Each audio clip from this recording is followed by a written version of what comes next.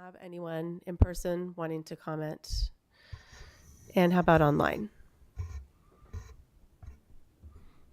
Seeing none, Chair. Madam Chair, do Yes. we need a motion to approve the consent calendar? Oh, do we? Yes, we do. Thanks. All right. I let's will do that. move to approve the consent calendar. Second. Oh, we have so 3 many seconds. seconds. Second, third, and fourth. Director Madrone, you got it. All right. So Oh, we're going to call Director Madrone with the second. Thank you. And do we do a roll call or just a general vote? All right. All in favor? Aye. Aye. Aye. Okay. That was a unanimous vote. Thank you for that. So moving on to item 4, we will receive a presentation on mattress recycling.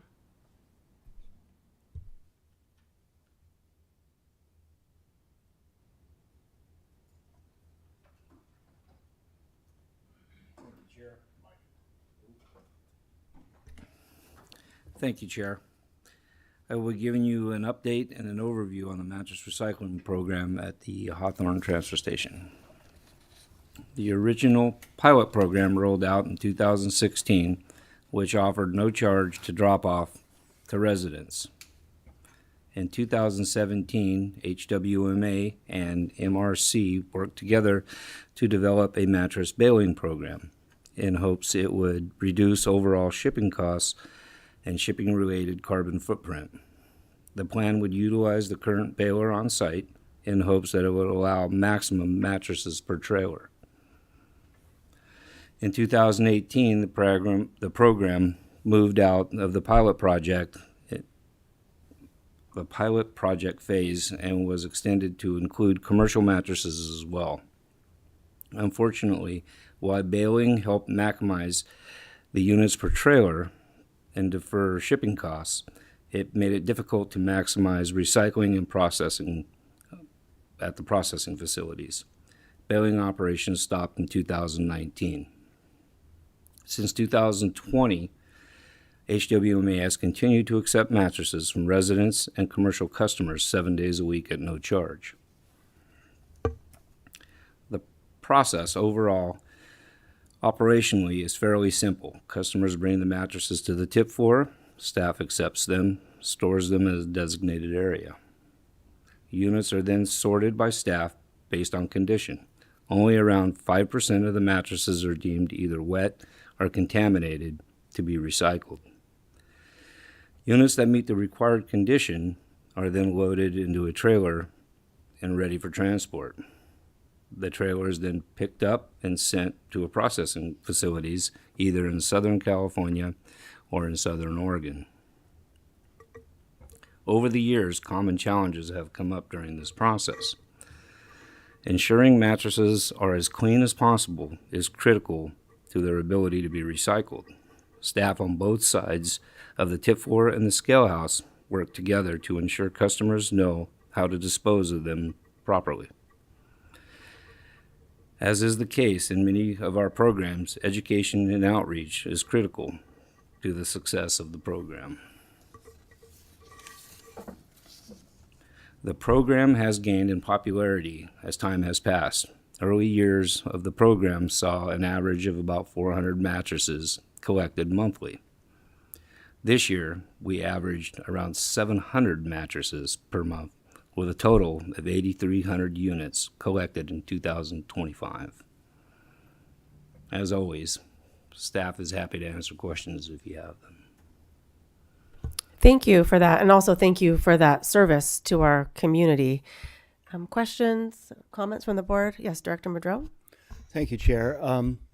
So I'm curious what kind of data is being collected, not just locally like you shared with us. Thank you for that. And I agree, it's such a great program. I mean, we're not seeing mattresses all over the county roads anymore like we used to. But that's the data that I'm curious about. How much has it reduced dumping of mattresses? Humboldt Sanitation only does it, I think, 2 days a week. So Northern Humboldt has a little less access to that, and I still pick up mattresses on a pretty regular basis. So I'm curious about the diversion data, in, say, Eureka area maybe, or close to the plant here, Fortuna, Eureka, Arcata. What kind of percentage are we seeing of disposed illegally mattresses on the roads and stuff versus what we're collecting now? And the reason I ask this, that's one question. The second question is, I assume that the manufacturers, there was a law passed, I believe, that required manufacturers to take some responsibility for product to the end point, right? Which we've talked about with plastics for a long time, but we don't have yet. And that, I'm assuming, generated revenue to help pay for this program. The consumers, I believe, probably actually are the ones that pay for the program, even though it's levied against the manufacturer. That's simply just how most of that stuff works. So those are two questions. Then I have a follow-up to that. Sure. So, as usual, Director Madrone, you're not far off base on a lot of the statements that you made. As far as the measured diversion of local areas, that would be extremely hard for us to quantify because we didn't measure illegally disposed mattresses prior to the program. We didn't single them out as the waste stream. They were obviously collected as all illegally disposed material is, and then they were just classified as solid waste. Yeah. So being able to call out the level of diversion or the level of lack of illegally disposed mattresses, we couldn't really give you a number. The state does do reporting. So the Mattress Recycling Council is required by the state to do annual reporting. And they do talk about diversion, but that's almost always centered around mattresses such as this that were used to be collected at transfer stations that would go to landfill. How many tons or units are now diverted from landfills? Okay. So for that, it's around 400,000 pounds. Okay. That was what the number was in 2025. So that's give or take on each end, a couple thousand pounds, but it's pretty accurate. So we're looking at around annually, the authority is part of diverting upwards of 400,000 pounds of mattresses that used to go to the landfill. Yeah.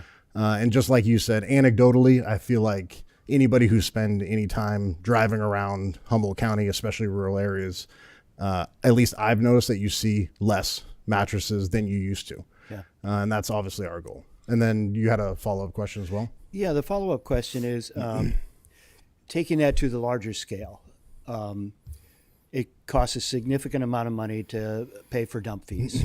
It's not our fault. We try to do our best to help people, everything else, but there is a tremendous amount of illegal dumping going on. There was a time where Humboldt County, for several years in the 80s, had free dumping, especially in some rural locations, because, for instance, out on Highway 169 by Pequon, there was a whole slope that was constantly being dumped upon, and then they'd light it on fire every year to kind of decrease the volume. But out in Redwood Creek, there was transfer dumpsters out there, and there were a lot of other places where I believe for a few years it was free. There's only one county in the state, Kern County, that actually allows for free dumping. And it just, to me, it's always struck me that I've often wondered, and I actually believe it's probably true, that it'd actually probably be cheaper for society as a whole to provide free dumping as compared to the environmental damage and the cleanups that occur from all the illegal dumping. It's not a great time to propose such a thing at the county or even at the cities by any means, but I just think I want to keep that on our horizon, as something that I would love it for the state to do some analysis of all that. And ultimately, I'd love for them to be the ones that stepped up and really supported that. But anyway, it's just a conversation that I think is worth having because a lot of people dump because they don't have the money to do so. We deal with a lot of code enforcement cases, and a vast majority of these properties are covered in solid waste. And as a board member, I'm sure you guys deal with this in your cities. I try to weigh in on those issues, and I look at it and I go, is this just an issue of money? There's often other issues going on and stuff. And then I ask myself, if we were to provide dumpsters, and Tom Madsen has the ability to do that, will it make a difference? Or will it just go backwards again? Is it a drug house or other things going on? And it's just not going to solve any problems. But I have seen times when we've come in and helped people that simply are too poor. And it made a huge difference in their lives. The property stayed clean. It moved forward. So it's just a concept that I wanted to just mention. I don't think we can do something about it, but anyway, at some point I'll probably talk to McGuire and Rogers about, hey, what do you guys think here? So anyway. Yeah, Director Madrone, obviously I appreciate that. I think the authority as a whole has always worked towards reducing costs as much as possible. That includes being some of the first, especially rural entities or jurisdictions or JPAs, municipalities, that participate in these type of programs. So HWMA was one of the first rural entities in 2016 to take on the mattress recycling program. Director Marias very shortly will give you in the next couple months an update on our carpet recycling program. Again, HWMA was one of the very first rural entities to piggyback and participate onto that in 2011. All of these materials are dropped off either for mattress recycling, it's at no charge. For carpet, it is a very, very reduced cost. It's $10 a ton. So we have always had that mantra is that we live here too. We don't want material and items strewn about either the rivers, the wild places that we go to, or just in town locally. So we have always pushed for getting costs as most effectively as possible so residents are encouraged and able to do the right thing with their material. Thank you. Yes, Director Castellano. Thank you.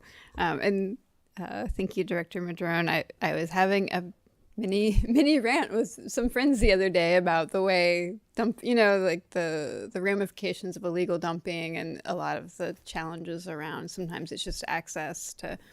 So I appreciate your thinking on that and would love to continue just thinking about if there's ways to innovate. And and thank you for all of your work around the mattresses. You mentioned two things kind of stood out. You mentioned the clean mattresses are better because they can be recycled in different ways or reused. Do you feel like there needs to be more education for folks? Like I wasn't aware that sort of the cleanliness of the mattress, clean mattresses would, I guess it makes sense, but. When the mattresses come in, if they're soiled, wet, dirty, because they usually take them apart when they recycle them and they salvage the metal, the wood, the fabric, the cotton, and they use those products to make other things. If they're dirty and soiled, you can't really recycle them. Yeah, that makes sense. Would it make sense to, or have y'all ever reached out to folks who sell mattresses? Because that seems like that would be the sort of educational moment, is when someone's buying a new mattress to be like, hey, keep your old mattress clean before you recycle it. Or So we've been in this program for almost a decade at this point. Yeah. Right now, currently in 2025, I ran the numbers. We're around 5%, give or take, of mattresses that come in that we cannot recycle. When we first started this program, it was closer to 50%. So we've had a significant effort, not only from our staff, from our education and outreach staff, from jurisdictions, from mattress sellers who we in fact have gone and talked to when the program first launched and the first couple of years of participation, to say, hey, this program is offering something at no charge. We can only continue to offer it like that if we can put the units into the program. yeah. And so the original program ran as where if it was not a qualifying unit, so if we could not recycle it or our staff deemed that it was non-recyclable, we still charged what we used to have, which was a bulky item fee. We gotten to the point now where it's such a little problem that we don't have that fee anymore. We rarely see mattresses come in such a degraded state where they can't be recycled. That's good to know. And then I just did the numbers really quick. If it was $700 a month, I was surprised. That's like $8,400 a year, which is like 16% of the Humboldt County's population. If you think about like a mattress per person, which I was like, wow, that's like more. Is that high? And then also, I'm just I know that, for instance, near to HWMA, there's a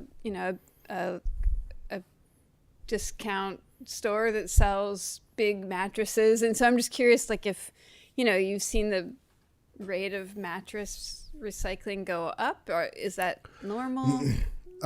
So I can say we don't have the number, or we don't have the official word in 2025, but in 2024, we were the second largest rural collector in the state of California that was a participant. So our participation rate is very high, but we somehow also get rid of a lot of mattresses in Humboldt County per capita. The program itself obviously has grown. When we first started, it was around 400 a month, and now it's ballooned to give or take 700 to 800 depending on the month, sometimes 900.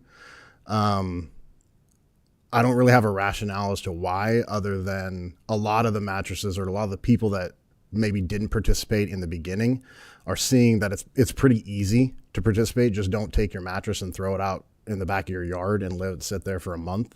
Just when you're going to get it recycled or you want to get rid of it, just bring it down, because we'll take it at no charge. Staff's going to help you handle it. We're going to put it away, and you're not going to be charged anything.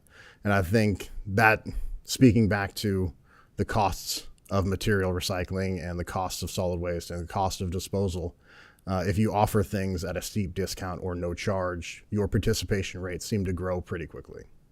Yeah. Great.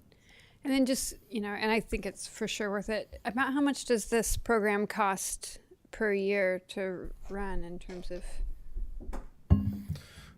So in theory, the program covers the costs of itself.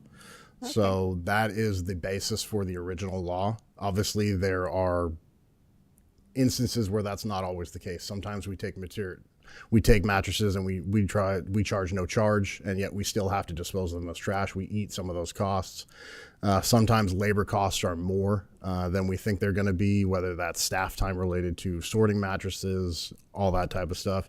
But at the end of the day, in theory, it should break even with our total costs. And I don't have the exact total costs off the top of my head annually, but I'd be more than happy to bring that back to you. Sure. I mean, or maybe, when we talk about our budget, I don't know if Sure. we need it as like a special item per se, but I'm curious. Yeah. Yeah. What I can say is that when we originally did the program and in subsequent years, we went through a significant analysis of what it costs. And we went back and forth with MRC. Director Duffy was one of the key individuals in that. And we had a very boisterous executive director at the time that wanted to make sure that we covered the costs. And so for the longest time, we have done that. CPI obviously has not always kept up, because that's what's in some of the contracts, especially the MRC one. But overall, in general, it's designed to cover your costs, and then it's adjusted annually. Thank you. Thank you. Anyone else on this? All right. Thank you for that update. Next, we have an update on organics in Humboldt County.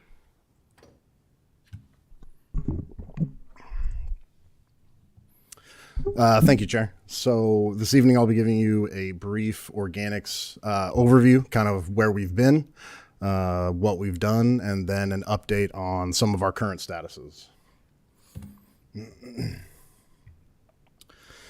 So why organics? As I'm sure you're aware at this point, the push for organics and food waste diversion stems from Senate Bill 1383, which established target goals for diversion activities related to organics. This bill, passed in 2016, requires jurisdictions to be responsible for a multitude of different programs related to organics diversion. The largest focuses for the waste industry, such as HWMA, are the collection programs, education and outreach, capacity planning, and necessary reporting. But the bill is substantial and covers everything from edible food recovery to dairy activities and beyond.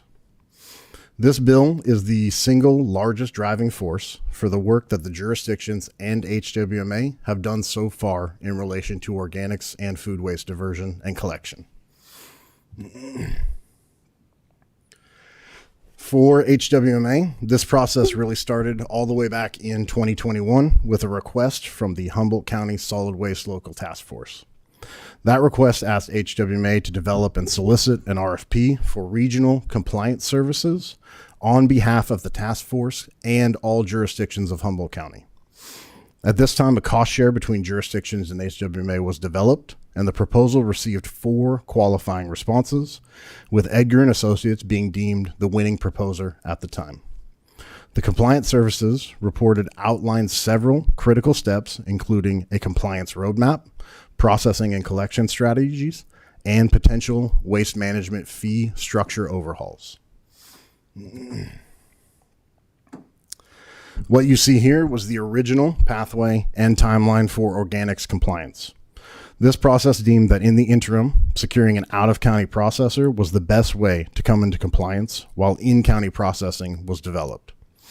The initial tasks were accomplished in short order, with the HWMA amending the current JPA to secure flow control of organics, and jurisdictions were quick to amend their current ordinances.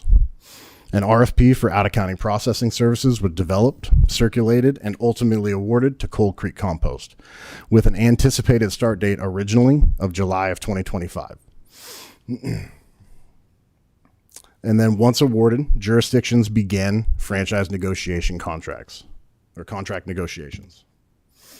In addition to the short-term organics processing pathway, the HWMA board tasked staff with developing in-county processing capacity. The original plan was to utilize short-term out-of-county processing, while a long-term in-county solution could be funded and developed. With that direction, HWMA staff, with the help of the jurisdictions, developed an RFP for in-county processing feasibility study. In late 2024, HWMA finalized the timeline you see here to develop an award for that feasibility study. With the RFP being released in May of 2025, the first solicitation received no qualifying proposals, and staff took input from jurisdictions, this board, and potential proposers to better streamline the RFP and rein in the overall scope of the proposal as a whole. Following that, we solicited it again and did not receive any qualifying proposals.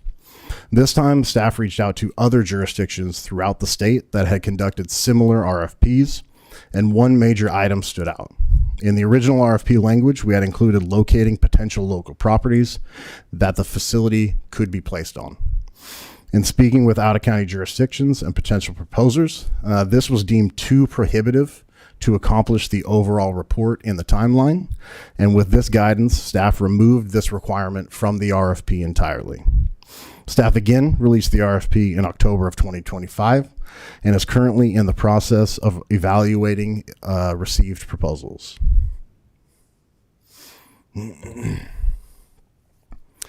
As this board is aware, one of the biggest factors to implementation has been franchise negotiations. Preliminary negotiations began all the way back in 2023, with jurisdictions developing a brand new franchise agreement that would incorporate the numerous requirements of SB 1383 and update contracts to bring them in alignment with industry standards. Several jurisdictions have been working jointly and retained consulting services to ensure continuity across all jurisdictions with their new contracts. The jurisdictions, HWMA, and franchise haulers have met almost monthly throughout this timeline to ensure progress and continued focus on finalizing these agreements. Without getting into too much detail, this process has taken significant time and effort from all involved, with jurisdictions hopeful these contracts will be finalized and executed by February or March of this year.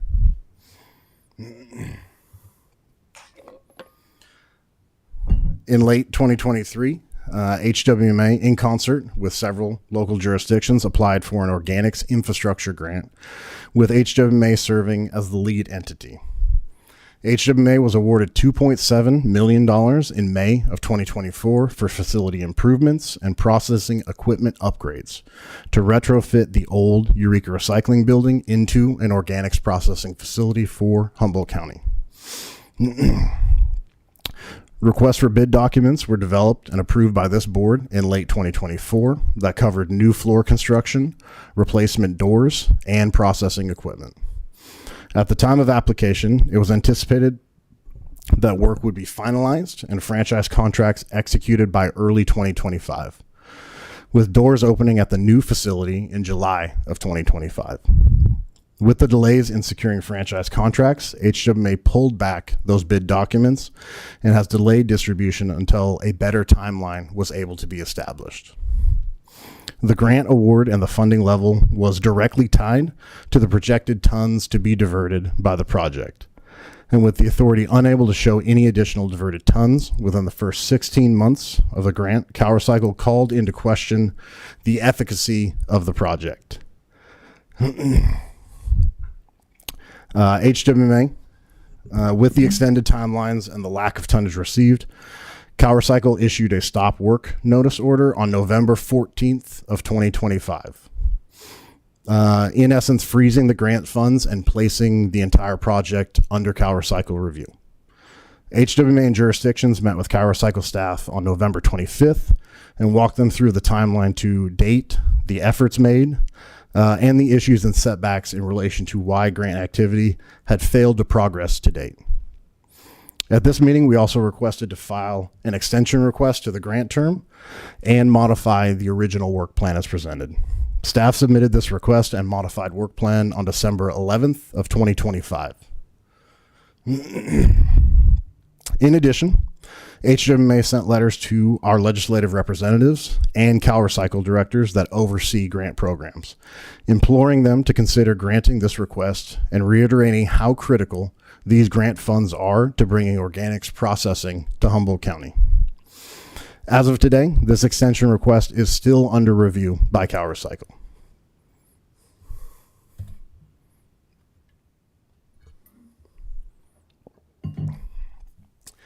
Obviously, based on that, our status is currently in a bit of a holding pattern, pending the extension request and a new notice to proceed from CalRecycle. Staff has continued with smaller projects that were budgeted during this fiscal year's annual budget and has finalized the transfer processing permit revisions with final documents to be submitted to the LEA next week.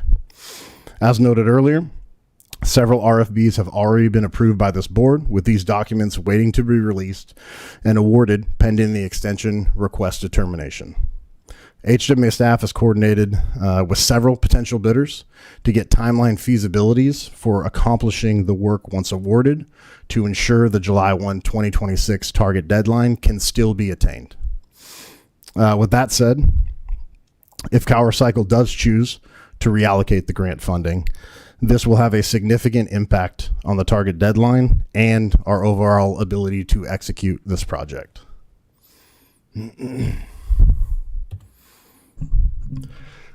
And with that, I would be more than happy to answer any questions that you have. Thank you. I know we were receiving a lot of updates from Emily Benvey from City of Arcata, keeping us apprised of what was happening. And I know it's complicated and a pretty heavy lift for all of us to figure this out. So thank you for all that you're doing. All right. Do we have any questions? Yes, Director Wilson.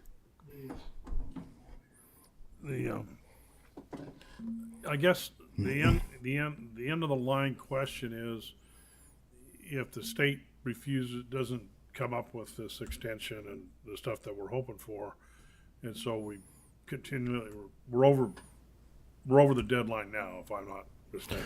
The grant term technically ends April of 2026, but the amount allocated to us is directly tied towards new diversion of organic tons.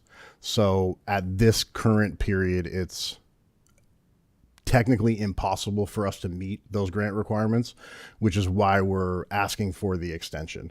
So if CalRecycle grants the extension, we have the ability to potentially meet the grant requirements and the tonnage requirements for the allocation amount that we requested. But if we do not get the extension request, we will not be able to meet the grant requirements by April. That's correct. So essentially, what does that mean? I mean, what's that mean to the county, to this overall? To me, it's kind of like it's a farce of what's going on here. We've been doing it for years, and I know staff goes through a lot of hoops and jumps and things to try to make this work, but it doesn't seem like we're getting any closer to getting an answer to this organic problem. Yeah, I think obviously this was news that was received after our last board meeting. Additionally, all of you in general are aware that the franchise negotiations and just this process overall has been incredibly time consuming and difficult on both ends. And I don't think any party involved believed that it would turn into what it's turned into today. I can say that the jurisdictions and jurisdiction staff feel like they've turned a corner in those negotiations. So much so that when we met with Cower Cycle, they said February or March, we believe these will be fully executed. What I can say as an answer to that, Director Wilson, is if we don't get the extension and by default retain the grant funding, we're going to have some significant decisions that we're going to have to make on how we're going to make that happen without that money. And I unfortunately, I don't have those questions to ask you right now or some of the answers. So it's kind of wait and see, and there we go. Great. Thank you. Yes, Director Castellano. Thank you. Yeah, and I appreciate your questions, Director Wilson, and it feels maybe not good to receive the report, but I'm thankful that we're having the report and getting this update. I do feel a similar tone of concern. Let's see. I think my first question is: Did Cower Cycle give any word on when we should be expecting a response? So last week, Cower Cycle told me that I let them know that I had a board meeting this evening, and as Director Schwartz can attest to, I finalized this report and some of it in it today in anticipation of trying to wait as long as I could to get information from Cower Cycle. I believe that we may see it tomorrow. I believe we may see it early next week. That's kind of the best that they gave me when I reached out last week, and then again Tuesday, the morning. And if the response is not in our favor, is there an appeal process? I'm just wondering, had I known, I would have for sure maybe, gotten some other people to reach out to Cower Cycle, or reached out to our, legislators, myself, and or had the city, write some things. And so I'm just curious if I should, one, try to do that tomorrow, and then two, if there is an appeal process, if we don't like the response, or a way that we can kind of relate to that. Not to my knowledge, but that's not to say that there isn't. I don't know off the top of my head, because that's not something that we've ever experienced or looked at. Okay. I can definitely check on that and get back to you. Yeah. I mean, and hopefully, fingers crossed, it's not required, but I guess I'm just curious, from your perspective, is this something like I should be contacting folks tomorrow morning about? So the jurisdictions signed on to the letter that HWMA sent. So your staff was aware, all of your staff was aware. They were also all gracious enough to join me in the meeting with Cower Cycle, which went a long way, for sure. So that was very helpful as well. And I felt like the tone and tenor of that meeting at the end especially was good. But at the same time, it can't hurt at this point. But everyone that your jurisdiction staff thought we should contact has been contacted by myself or HWMA, whether that's verbally, email, letter form, pretty much everyone that I could think of. Great. So I guess kind of a fingers crossed, and then, if I think finding out about an appeal process, whether formal or whether through some sort of outcry towards legislators would be sort of if things don't go our way. And then you said July 1, 2026 is the target deadline. Is that for beginning the out-of-town transportation? That is correct. Okay, great. I was like, which deadline are we looking at? Okay, I think that's all my questions for now. Thank you. Yes, Director Madrone. Thank you, Chair.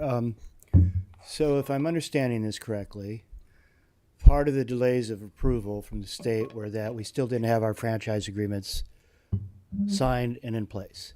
You're saying that's theoretically going to happen February, March. The Correct. grant ends April. Correct. So theoretically, having these in place February, March, then gets that piece together that I believe the state was probably like, well, you don't have this, so how can we approve anything, right? Correct. But with that in place, then approval could happen, should happen, I would imagine, because there's an interest on their part to work with us to get this done. And without that, Yes. we lose the grant. Now, does the grant just cover startup costs, and then the fees for collection end up running the program long term? The grant only covers certain aspects. So it's 2.7 million that is directly related to infrastructure. So the floors, doors, Modifications, scales, processing equipment, loader, things like that. The continued operance of the facility will be borne by a new waste management fee. So before the July 1 deadline, when we do our annual budgeting this year, we will develop a new waste management fee structure that has an organics processing facility as a part of that. Yeah, that makes sense. And without that grant, we'd have to increase the fees to be able to collect and, well, to even be able to do all the infrastructural modifications that are necessary to even do all this processing. And all of that is really just the short-term plan, if I remember right in your presentation, to collect and haul away somewhere with dead-end costs, where we're hauling something one way and then we have nothing, we're hauling back the other way, right? Which is a dead-end cost. That is correct. And a lot of people are looking at that and thinking, well, what could we be hauling back? Or, you know, whatever. In the industry as a whole, that's always been an issue for decades. I suspect we're not alone in this. I mean, I remember a couple of years ago when I was on this board, there was discussion about the fact that just even getting the trucks that were required to be able to do this work were in short supply due to the supply chain issues that were happening during COVID. Has that changed? Are these things available now? To my knowledge, Recology has the necessary trucks, less one. And the one is not a critical truck. It's a front loader truck. So either way, yes, they do have the necessary infrastructure to implement by July 1. And they were willing to do that because one way or another, this stuff's got to happen. So for them, it wasn't an unknown investment with, ooh, maybe they won't even need these, right? It was like, well, somehow or another, we're going to be required to do this. Yeah, and I agree with you, Frank, that it's quite it feels like a mess on many levels, the way this thing's been rolled out and requirements. But, you know, we've got to do it. I think it's a good thing to collect it and separate it. Like I said, there's probably other communities that are in a similar position to us, are there not? Yeah, there absolutely are. Whether by similarity you mean jurisdictions that are on caps, corrective action plans, there's numerous throughout the state, including jurisdictions in Humboldt County. There's numerous grantees in our ORG 7, our Organics Grant 7 round that have not met the deadlines, that have asked for extensions, and some of those extensions have been granted. So that's also not out of the ordinary. So yes, we are not the lone individual for any of this issues. Yeah. Okay. And then you mentioned long-term plans, which I assume is something like a digester or some other mechanism of handling it locally rather Correct. than hauling it all away. Yep. Are the communities that have digesters where this is going to, I'm assuming, right, is that if we're hauling it out of the county, it's going to a digester somewhere? Compost facility. Yeah, composting facility, making fertilizers or other value-added products. Correct. Is that a matter of size, the ones that are doing that? Is it because they have a volume locally as well as they're accepting from out of the area? Or is it something that size-wise we could ultimately do that, but it would require probably grant monies to do the infrastructure to get something like that up and running? And at one point with Nordic, which doesn't look likely at all anymore, there was the thought that adding that fish waste into the puzzle was going to be a big plus for us locally to push a digester into, you know, operation, that kind of stuff. So Yeah. So obviously this board, the jurisdictions, HWMA staff, I feel like we've made it fairly clear all around that we don't like shipping waste that we don't have to out. Yeah. And there's nothing that's keeping us from doing an in-county processing facility other than planning and money. yeah, The simple answer on why Ukiah or Mendocino or Cold Creek has a facility, they planned for it earlier and they spent the money to build it. It's really as simple as that. They're not larger than us as a community. They don't generate more waste than us generally as a community. So there's nothing that keeps us from having an in-county organics processor or composter here. They didn't get grant money to do that. You say they made their own investments. Was that going to their franchise agreements? And They've gotten both. Yeah, the Cold Creek Compost is a very long-standing facility, so it's been around almost 20 years, I would say, even more. Wow. So it's been long-standing. So I couldn't tell you exactly where they've gotten all the funding from, but I would imagine a myriad of sources. So that's still something on our horizon that we would like to do, but at this point we don't have the funding, and we're going to have to already amend our agreements to even collect and process the organic waste and haul it away. Yeah. The original plan that Edgar and Associates came up with, while it's obviously not met the timeline that we had imagined, and it's got a few slight alterations, the basis of it is generally sound. In order for jurisdictions to comply with 1383 as soon as possible, we will turn the Hawthorne Street Transfer Station into a collection facility for organics. That material will be sent out for a period of 3 to 5 years while we investigate, permit, and fund an in-county processing facility. So there's always been a dual plan. We never thought that the short-term processing would take as long as it has. And so that's obviously put some hiccups in getting the long-term planning going. But like I mentioned in the PowerPoint, we did receive proposals for the feasibility study RFP. Those are being evaluated, and hopefully that's going to jumpstart the long-term planning as well. Okay, well, that's good to hear. And, I've always spoken to those that already compost on their own, not having to pay a compost collection fee or an organics fee, because it seems like the most cost-effective and responsible thing to do is compost your own organic waste, and I'd rather not see people penalized for having done that. Now, it's probably not a significant number, but I have heard in jurisdictions sometimes there's this, well, we need to get everything we can to make it cost-effective, and that requires possibly even charging people that aren't putting anything out on the curb, which would be unfortunate from my perspective, but I realize we have to do what we have to do. I produce 100 bags of fertilizer out of my compost system every year, and that's about $1,500 worth of soil. So to my knowledge, all the jurisdictions that are currently going to be required for 1383, so that's parts of the county, Arcata and Eureka, there are things that you can do to opt out. Or there are things that you can do where you won't have to subscribe. Those details aren't exactly ironed out because they are going to be part of the franchise agreement as well. But there's going to be a mechanism somewhere or another where if you do something like that, similar to what recycling does now as well, that there are going to be options for individuals that do that. And that's typically in non-high density areas, probably that kind of stuff, right? Okay. Thank you very much. That's it. Yes, Director Castellano. Sorry, listening to Director Mundern, I had a couple of other questions. Let's see, it's about the franchise agreements, because that seems like kind of a also crucial parallel thing that's underway. And you said you're feeling like those are moving along. I remember at some point we were looking at Trinidad and Fortuna, I believe, potentially coming on board. Are they still part of the conversation, or how's that looking? So they are. So I actually just spoke with Fortuna City Manager prior to the holidays. I will be appearing at the city of Fortuna in the next month or two to talk about HWMA and its benefits and potential for Fortuna coming on and what those benefits for those residents in that jurisdiction would be. The city of Trinidad has had some turnover at the city manager position. So they're not at the exact same place, but when I visited city of Trinidad in 2024, their board and their staff seem to be very on board with potentially joining. So that's something that we're going to continue to work towards as well. Great.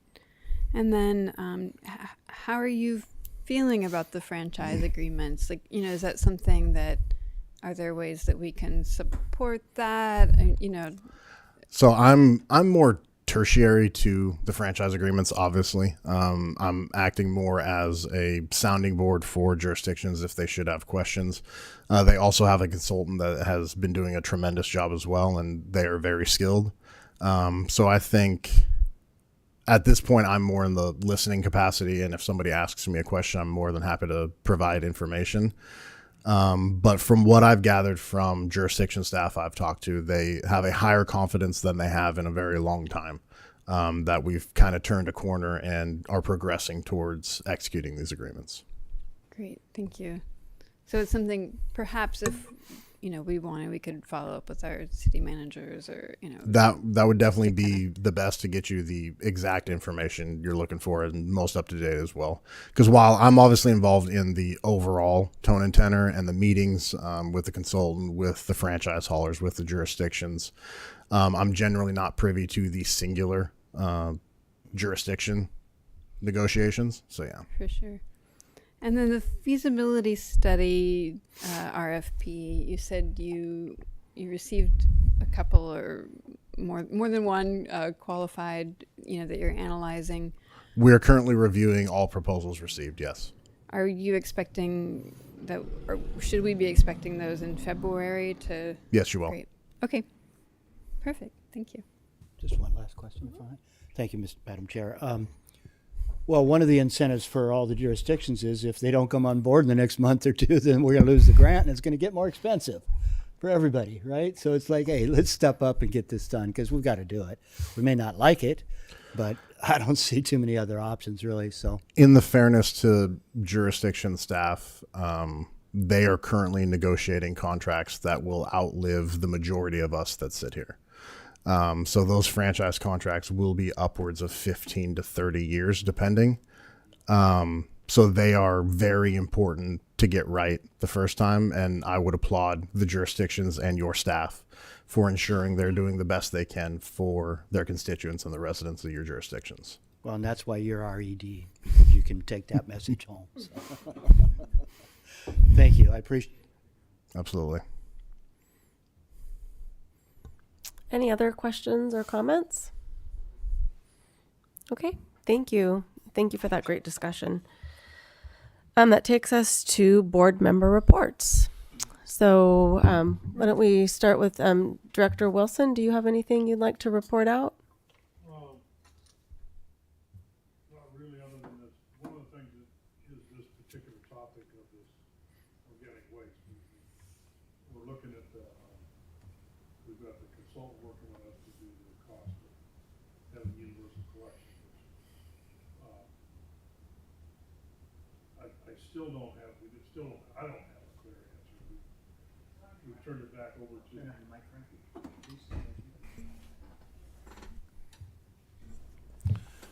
We've turned it over to the consultant who's supposed to come back to the council and give us the cost of all of these things. But in that last discussion, it seemed like the council kind of put in have big things on the curb to pick up. Well, they have a name for it. Like, you got Bulky a item stove pickup. you want to get rid of, so you Yeah, call. the bulky item pickup, I believe, Director Wilson. Pardon me? Bulky item pickup. Yeah. And do you want one or two? Well, I want two. Well, okay, that's going to cost everybody, but I don't. When you get down to what it's going to cost the individuals, because a lot of people don't have big item pickups, but they're going to get charged for it, and because it's going to be calculated, I assume, on the fact that everybody's going to do this, and. I'm not very hopeful for this being a successful endeavor for the cities to do this organic thing, to be quite honest with you. And just knowing how people are. They're not, so whatever. Other than that, I don't have a lot to report, but it comes up, again, it came up at the last meeting, and we'll see how it goes going forward. That's Thank my you. positive, negative attitude. Thank you. Director Madrone? Nothing? Okay. And Director Lusso? Hi, thank you. The Blue Lake City Council appointed a new city manager, Jenny Short, last month. And so she will be active beginning this month. And we, looks like, hopefully have avoided a recall of one of our council members. So from a special election we had this week. That's all I have. Thank you. Thank you. Let's see. I think this is also where we can put or request items to be on the agenda. One of these, this may be a closed session item, but several months ago we had a potential property purchase on closed session. So I'm just wondering if we can bring that up for an update on where that's at, or if we're still looking at that, or anyway. And then the other thing, I was trying to remember when we talked about this or where, but at some point in passing, there was some talk of strategic visioning, strategic planning session, and I would love to, especially I think once we kind of see where things are at with the composting, like after February. I'd love to get a strategic visioning or strategic planning scheduled. I think there's just also been a lot of change at the board, and I think it might just be a good opportunity for us to kind of think about where all of this legislation has gotten us to, and how we can be thinking together along with leadership in HWMA about kind of the directions we should be taking in the coming year. So I'm just curious if folks kind of have an interest in that. And then if so, if we want to have an ad hoc group of people to kind of work on it or something like that.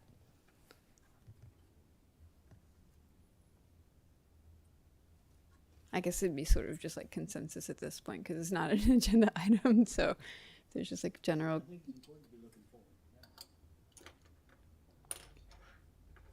Looks like you have general consensus. Yeah. A lot of nods. Yeah, I think it's the always the good at the nods are beginning of there. the Yeah, year. the Let's nods see are where there. we're going. Sure. And I guess is there what an ad hoc group? Is anyone else interested in doing that? And I know we all have just an abundance of free time. Leslie, if you'd like, I can put it on. I can put it on an agenda for February for discussion for the board to discuss if you'd like. I think between now and then, if any of the board members have individual ideas on how to do this, you could contact Eric, and he can maybe try and incorporate it without creating an ad hoc now. Cool, yeah. Like you said, it's not on the agenda. Thank you. And for me, obviously, my first meeting. So my only report out is thank you all for welcoming me here. And I will say it was awkward to come in and chair a meeting of which I didn't feel I was elected to be in this seat. But I did talk to Director Keller-Heckman about that prior to the meeting. And he told me that there will be elections coming in February or March likely. And so I just wanted to let you all know I'm happy to sit in the seat until then if you would like. But if not, I will also very much not be offended if anyone would like an agenda item to talk about moving that up earlier. So just wanted to put that out there. Yes, sir. So you've taken Meredith's place to replace her on the board? I have. So we did rotate, and this will be my new assignment. So I will be here with you guys indefinitely. And so, yeah. That's clear. Okay. Well, I appreciate you stepping up and taking on that role. When we did this several months back, there was no big rush for somebody to fill the chair position. Leslie did it for several years, quite capably, but thank you for stepping in for now. Okay. Yeah. That sounds good. And last item on here is our executive director's report. Nothing this evening, Chair. Okay. And do we take a motion to adjourn, or? No. I just have all that power. All right. With that, we'll adjourn.